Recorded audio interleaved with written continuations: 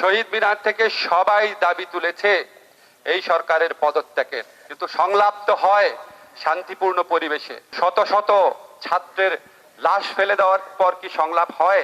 শত শত লাশ ফেলে দেওয়ার পর পদত্যাগ হয়।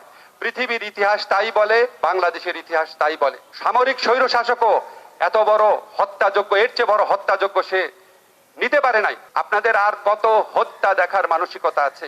দেয়ালের লিখন পড়ুন।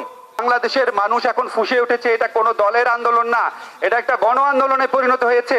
আপনি প্রায়ই বলেন আমার কোনো ক্ষমতায় লোভ নাই, প্লিজ এবার এটা প্রমাণ করে দেখান।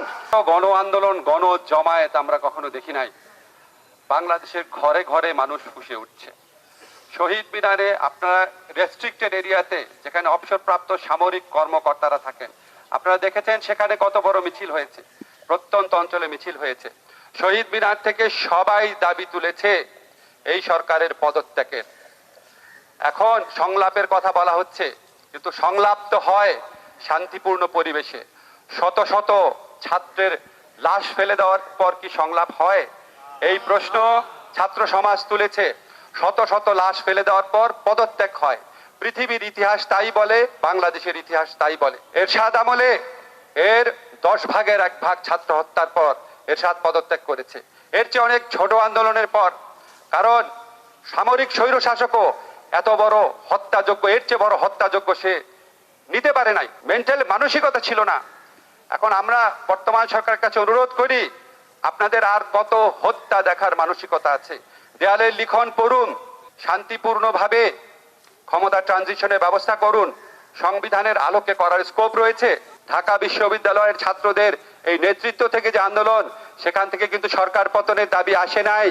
প্রথম বলেছে কোটা সংস্কার, সেই সংস্কার করলেন শত শত লাশ পড়ার পরে। তারপরেও তারা আপনার পদত্যাগ চায় নাই। তারা জাস্ট বলেছে যে হত্যাকারীর বিচার। হত্যাকারীর বিচার তো করলেনই না। আবু সাইদকে হত্যা করেছে পুলিশ, কোটি কোটি মানুষ এটা দেখেছে। এটার জন্য একটা কিশোরকে আটকে রেখে দিয়েছেন। আপনার দলের নেতারা, মন্ত্রীরা প্রকাশ্যে শত শত জায়গাতে, আপনারা শত শত মেটাফরিক্যালি বললাম, বেশ কিছু মন্ত্রী, সরকারের স্থাবক, আলোচক, সরকারি দলের নেতারা টেলিভিশনে গিয়ে বলেছেন পুলিশ করে নাই। এটা কে বলেছে পুলিশ করেছে?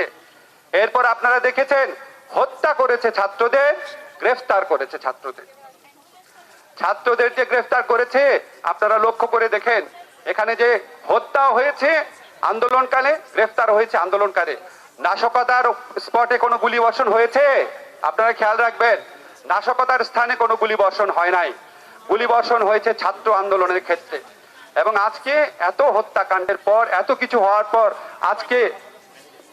আজকে আমি পত্রিকায় দেখলাম আমাদের প্রধানমন্ত্রী বলেছেন যে আবু সাইদকে যে পুলিশ গুলি করার জন্য যে পুলিশ দায়ী, হত্যাকাণ্ডের পর এতদিনে একটা পুলিশকে ক্লোজ করেছেন।